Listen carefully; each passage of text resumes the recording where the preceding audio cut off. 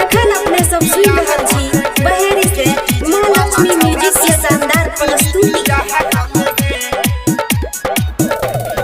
चोली छौए कावन और लंगा बाभन के, चोली छौए कावन और लंगा बाभन के, या डीजे वाला छौरा से बियाह कर लेगे, आ डीजे वाला छौरा से बियाह कर लेगे।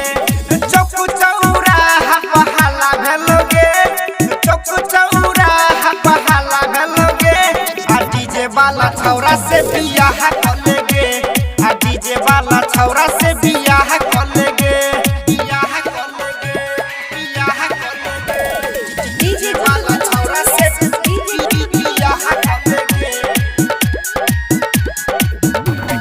बेने छलांग सारी छही ये सजा, ओई लागे छौरी करे छ छल छल, करे छ छल छल। बेने छलांग सारी छही ये सजा, ओई लागे छौरी करे छ छल छल, करे छ छल छल।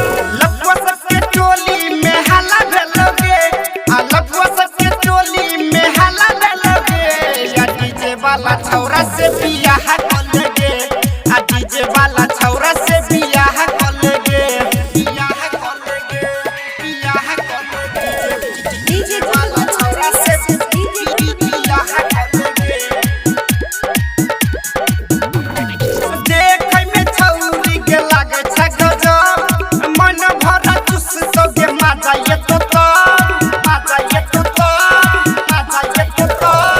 देखै में छौरी के लागे छ गजब, मन भरा चुस सोगे मजा ये तो मजा ये तो। संगम विकास ने हल्ला कर दोगे, राइटर जितेंद्र ने हल्ला कर दोगे, या डीजे वाला छौरा से बियाह कर लेगे, आ डीजे वाला छौरा से बियाह कर लेगे। Mix by Mukesh Muskan.